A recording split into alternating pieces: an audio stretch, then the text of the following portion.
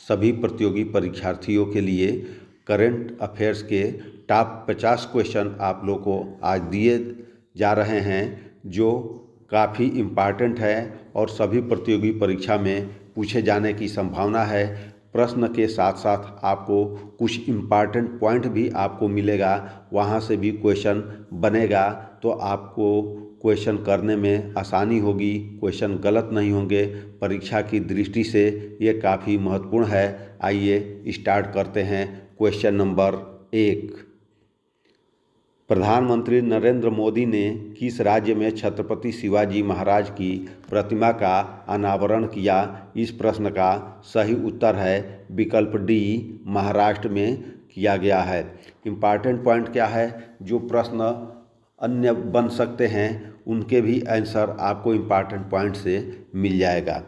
प्रधानमंत्री नरेंद्र मोदी ने महाराष्ट्र के सिंधु दुर्ग में स्थित राजकोट किले में छत्रपति शिवाजी महाराज की प्रतिमा का अनावरण किया। ये शिवाजी महाराज की प्रतिमा है।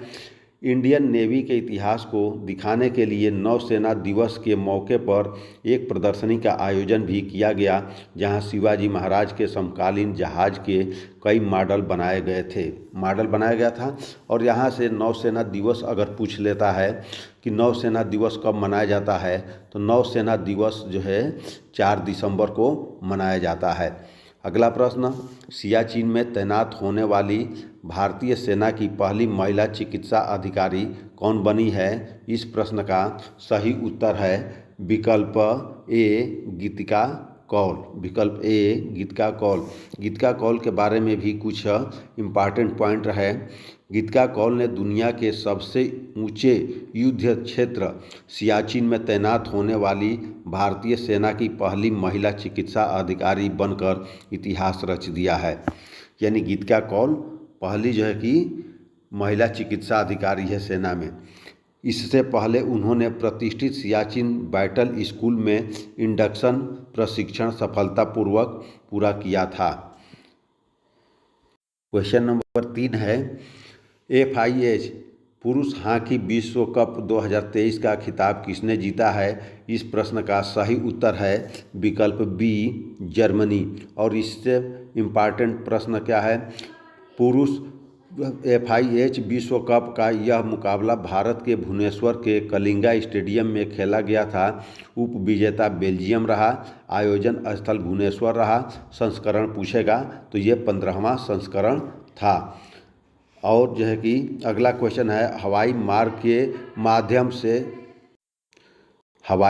के माध्यम से तीर्थ यात्रा कराने वाला पहला राज्य कौन बना? इस प्रश्न का सही उत्तर है विकल्प डी, मध्य प्रदेश। कौन सा राज्य बना है? मध्य प्रदेश। इस प्रश्न का इम्पॉर्टेंट पॉइंट आपके सामने है। देखिए क्या इम्पॉर्टेंट पॉइंट है आपके सामने।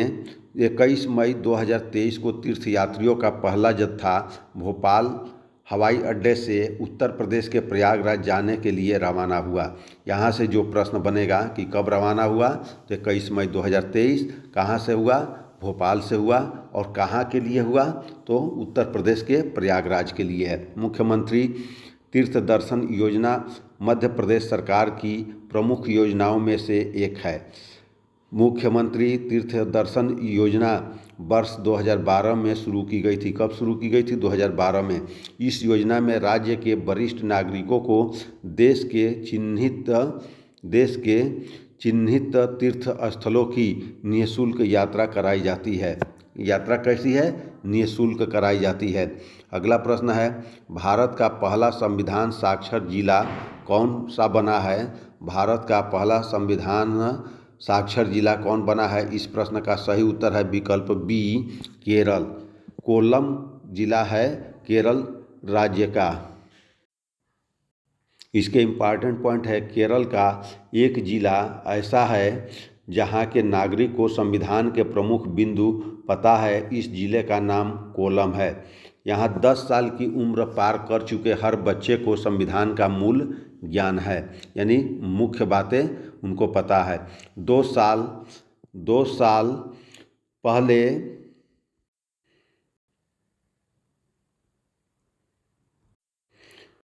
2 साल पहले केरल के नागरिकों को संविधान साक्षर बनाने के लिए एक अभियान शुरू किया गया। इसका नाम है सिटीजन प्रोग्राम। ये पूछा जाएगा संविधान साक्षर बनाने का अभियान का क्या नाम था, तो इसका नाम था सिटीजन प्रोग्राम था। संविधान साक्षर का मतलब है लोगों को भारत के संविधान के बारे में साक्षर किया जाना, भारत के संविधान के बारे में साक्षर किया जाना। अगला प्रश्न है, किस पड़ोसी देश ने वर्ष 2025 को विशेष पर्यटन वर्ष घोषित किया है? किस देश ने विशेष पर्यटन 2025 को घोषित किया है? इस प्रश्न का सही उत्तर है विकल्प सी, नेपाल। और नेपाल के बारे में थोड़ा सा इम्पॉर्टेंट पॉइंट देख लीजिए। नेपाल अपने लुभावने परिदृश्य, जीवंत संस्कृति और गर्म आतिथ्य के लिए प्रसिद्ध देश ने वर्ष 2025 को एक विशेष पर्यटन वर्ष के रूप में नामित किया है। नेपाल की राजधानी काठमांडू, मुद्रा है नेपाल की नेपाली रुपया, और जो है कि राष्ट्रपति है रामचंद्र पौडेल और प्रधानमंत्री है पुष्पकमल दहल प्रचंड।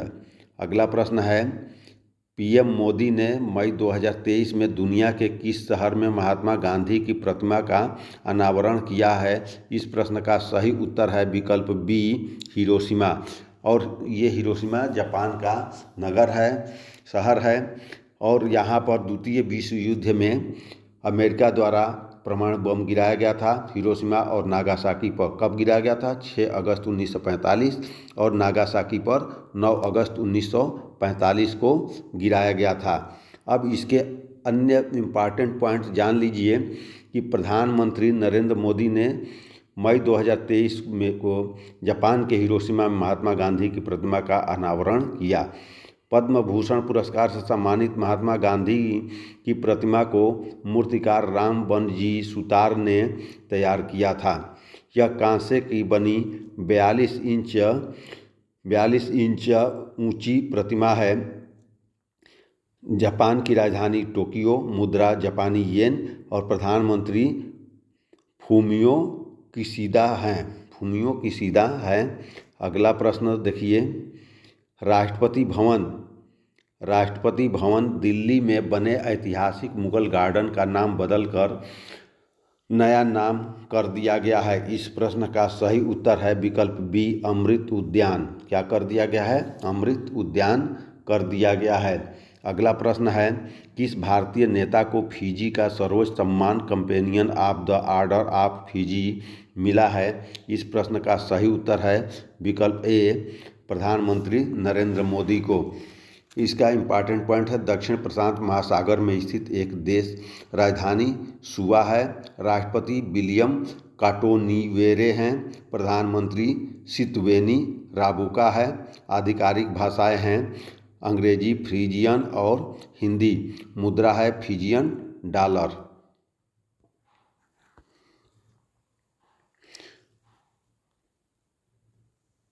अगला प्रश्न है, सुखोई लड़ाकू विमान 30 MKI उड़ाने वाली और इंटरनेशनल वारगेम भाग लेने वाली भारत की पहली महिला पायलट कौन बनी है? इस प्रश्न का सही उत्तर है विकल्प डी, विकल्प सी, अवनी चतुर्वेदी। इनके बारे में जान लीजिए कुछ इम्पॉर्टेंट पॉइंट। भारतीय वायुसेना की महिला फाइटर पायलट पहली बार देश के बाहर होने वाले हवाई युद्धाभ्यास के लिए भारतीय दल का हिस्सा होंगी। स्क्वाड्रन लीडर अवनी चतुर्वेदी, जो एक महिला फाइटर पायलट है और Su-30 MKI उड़ाती है, वह विदेश में एक अंतर्राष्ट्रीय वार गेम में शामिल होंगी। अगला प्रश्न है, पीएम मोदी को किस देश ने अपने सर्वोच्च सम्मान the grand companion of the order of Logohu से नवाजा है? इस प्रश्न का सही उत्तर है पापुआ न्यू गिनी। पापुआ, विकल्प डी, पापुआ न्यू गिनी। इस प्रश्न का कुछ इम्पॉर्टेंट पॉइंट देख लीजिए। पापुआ न्यू गिनी के गवर्नर जनरल सर बॉब दादा ने भारतीय प्रधानमंत्री नरेंद्र मोदी को the grand companion of the order of Logohu से सम्मानित किया। पापुआ न्यू गिनी यह दक्षिण प्रशांत महासागर में स्थित एक देश है। यह इंडोनेशिया के साथ एक भूमि सीमा साझा करता है। प्रधानमंत्री जेम्स मरापे हैं कहाँ के? पापुआ न्यू गिनी के। राजधानी पोर्ट मोरेस्बी है। मुद्रा पापुआ न्यू गिनी कीना है। अगला प्रश्न है, देश का सबसे बड़ा हाई कोर्ट देश का सबसे बड़ा हाई कोर्ट किस राज्य में बनाया जा रहा है? इस प्रश्न का सही उत्तर है विकल्प ए, झारखंड। झारखंड में देश का सबसे बड़ा हाई कोर्ट बनाया जा रहा है। और देश का सबसे बड़ा कोर्ट कौन सा है? सुप्रीम कोर्ट है, उच्चतम न्यायालय।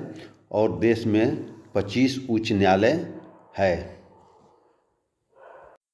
कर्तव्य पथ पर 74वें गणतंत्र दिवस परेड के अवसर पर किस राज्य की झांकी ने पहला पुरस्कार जीता है? इस प्रश्न का सही उत्तर है विकल्प बी, उत्तराखंड। विकल्प बी, उत्तराखंड। इसका इम्पॉर्टेंट पॉइंट क्या है? राजधानी के कर्तव्य पथ पर 74वें गणतंत्र दिवस परेड के दौरान 26 जनवरी को निकाली गई 27 झांकियों में उत्तराखंड की झांकी को पहला स्थान दिया गया है। मानस खंड नामक झांकी में धार्मिक स्थलों और राज्य के प्रगतिशील विकास को दिखाया गया था। अगला प्रश्न है, संघीय ढांचे को मजबूत करने के लिए किस राज्य की मुख्यमंत्री ने दिदीर, यहाँ पर देख लीजिए दिदीर लिखा है, दिदीर सुरक्षा कवच अभियान शुरू किया है? दिदीर सुरक्षा कवच किसने शुरू किया है? इस प्रश्न का सही उत्तर है विकल्प ए, पश्चिम बंगाल। विकल्प ए, पश्चिम बंगाल।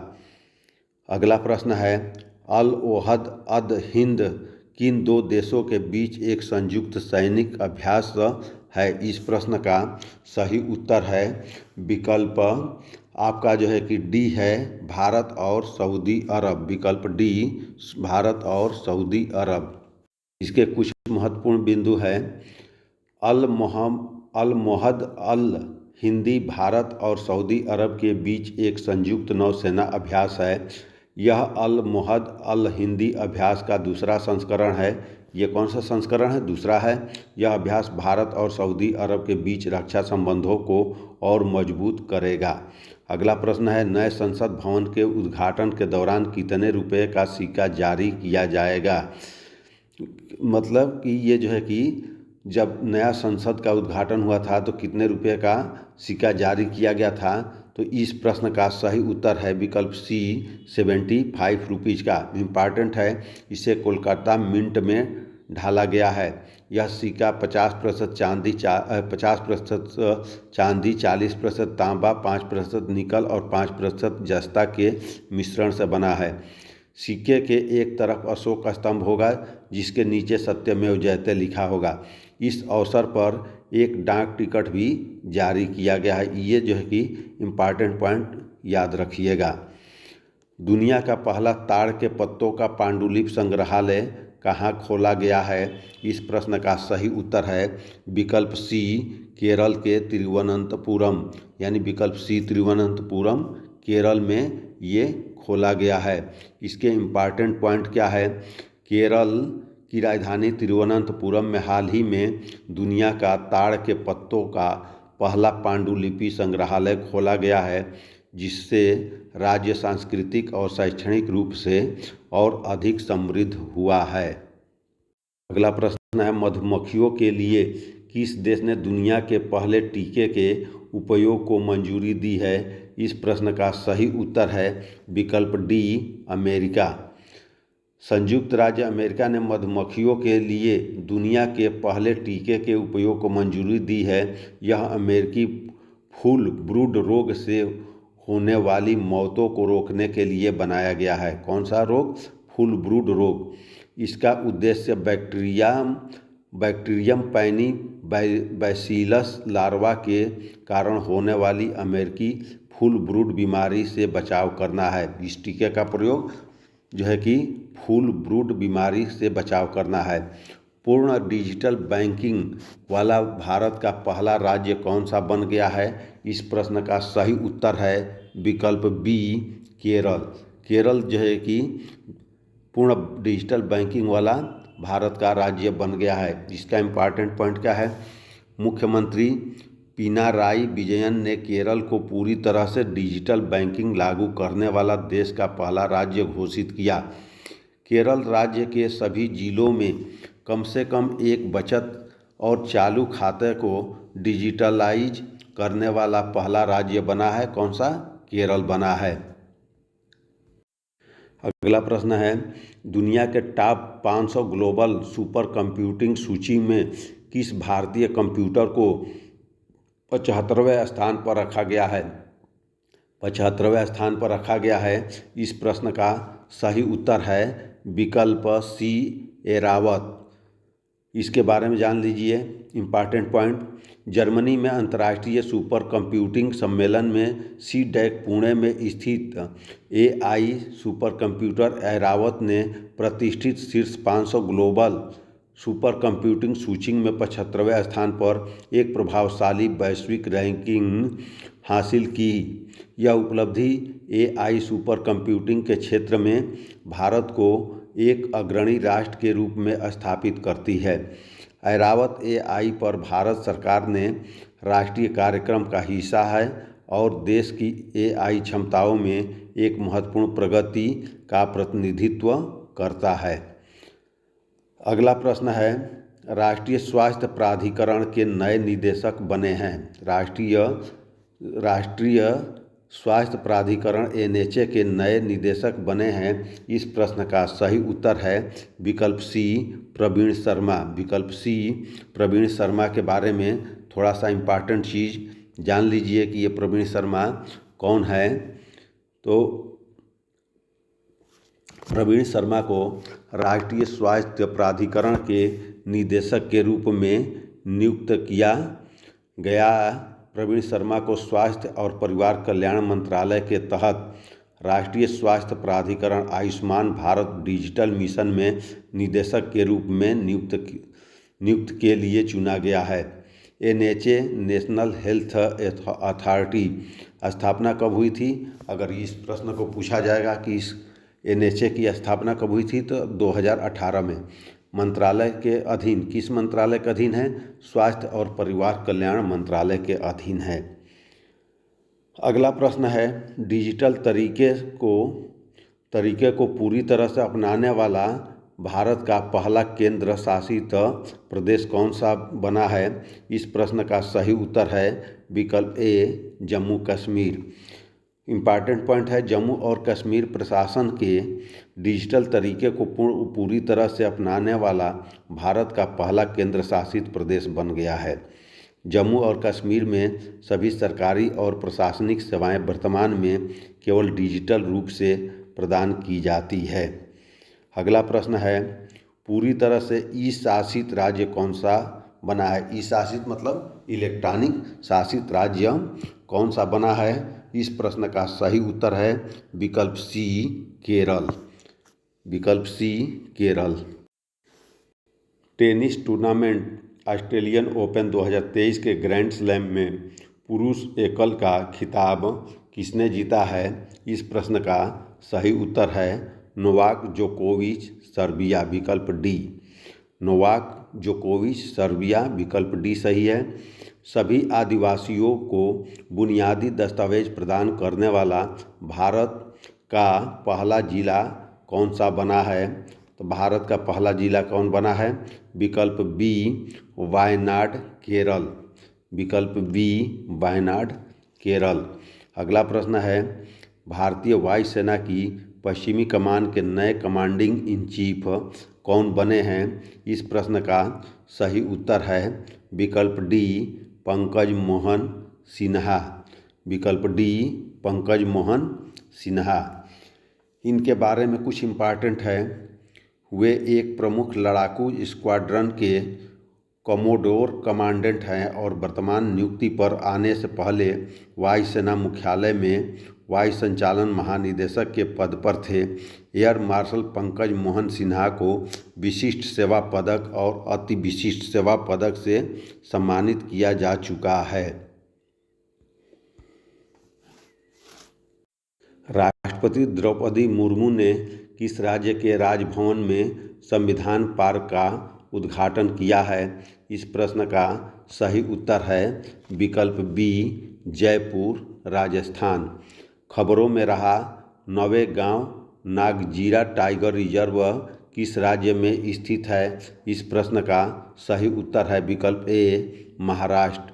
दुनिया के सबसे ऊंचे युद्ध क्षेत्र सियाचिन में सक्रिय रूप से तैनात होने वाली पहली महिला अधिकारी बनी हैं।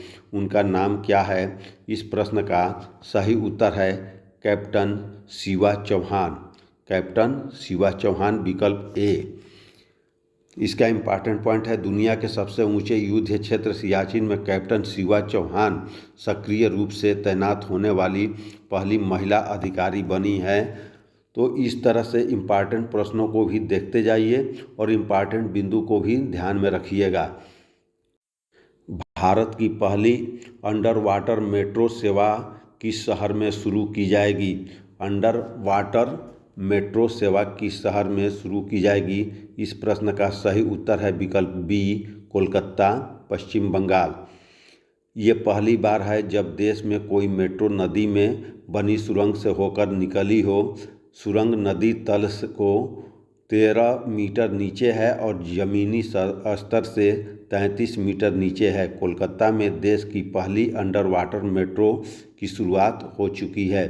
अगला प्रश्न है, भारतीय सेना के सप्त शक्ति कमान ने सुदर्शन शक्ति 2023 नामक अभ्यास कहाँ आयोजित किया है? इस प्रश्न का सही उत्तर है राजस्थान और पंजाब, दोनों जगह, यानी विकल्प सी सही है। उपर्युक्त दोनों, राजस्थान और पंजाब। अगला प्रश्न है, हाइड्रोजन से चलने वाली ट्रेन शुरू करने वाला एशिया का पहला देश कौन सा बना है? इस प्रश्न का सही उत्तर है विकल्प बी, चीन। विकल्प बी, चीन। और इसके इम्पॉर्टेंट पॉइंट क्या हैं? तो आप इसके इम्पॉर्टेंट पॉइंट को देखिए क्या दिया है। इस ट्रेन को सिंगल टैंक पर 600 किलोमीटर की रेंज मिलती है जिसकी टॉप स्पीड 160 किलोमीटर प्रति घंटा है। हाइड्रोजन से चलने वाली ट्रेन शुरू करने वाला विश्व का पहला देश जर्मनी है। पहला देश कौन है?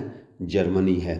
अगला प्रश्न है, IPL 2023 सीजन में पर्पल कैप विजेता कौन है? पर्पल यानी जो सबसे ज़्यादा विकेट लेता है वो पर्पल कैप जो है कि प्राप्त करता है। तो विकल्प ए, मोहम्मद शमी। और 2023 का जो है कि IPL खिताब किसने जीता है? तो चेन्नई ने जीता था। अगला प्रश्न है, किस राज्य सरकार ने 2025 तक भारत का पहला हरित राज्य बनने का लक्ष्य रखा है? इस प्रश्न का सही उत्तर है विकल्प ए, हिमाचल प्रदेश।